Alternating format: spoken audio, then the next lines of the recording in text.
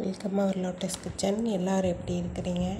Mutton குழம்பு செய்கிறதுக்கு first masala அரைக்கிறதுக்கு மல்லி, dry chilli, pepper, cumin seed, fennel seed, அதுக்கப்புறமா வெங்காயம், பூண்டு, அதுக்கப்புறமா மஞ்சத்தூள் போட்டு தக்காளியும் போட்டு நல்லா வதக்கி அதுக்கப்புறமா ஆற விட்டு மிக்சியில் நைஸாக அரைச்சிக்கணும். அதுக்கடையில் மட்டனை ஃபஸ்ட்டே வேக வச்சிடணும். ஒரு 2-3 விசில் கொடுத்து அதுக்கப்புறமா நல்லா வதக்கி அந்த மசாலா பொருள் எல்லாம் மிக்சியில் போட்டு நைஸாக அரைச்சிக்கணும். இப்போ மசாலா நைஸாக ரெடி ஆயிடுச்சு.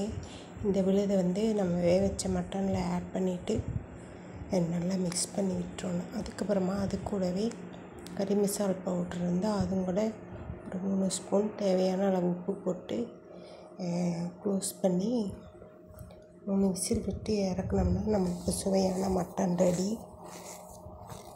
இங்கே பாருங்கள், டேஸ்டியான மட்டன் ரெடி ஆயிடுச்சு. நீங்களும் ட்ரை பண்ணி பாருங்கள் ஒரு முறை இது மாதிரி.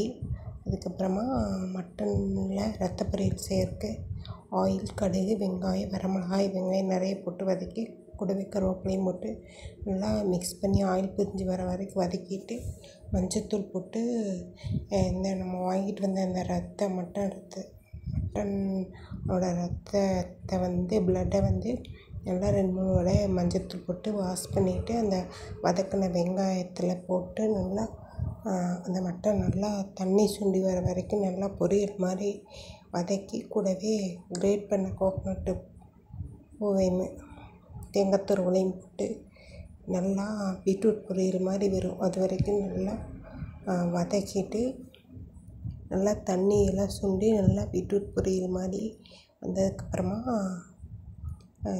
தேங்காய் பூவையும் சேர்த்து மிக்ஸ் பண்ணி இறக்கணும்னா ரத்த பொரியல் ரெடி. இது பாயில்டு எக். தேங்க்ஸ்.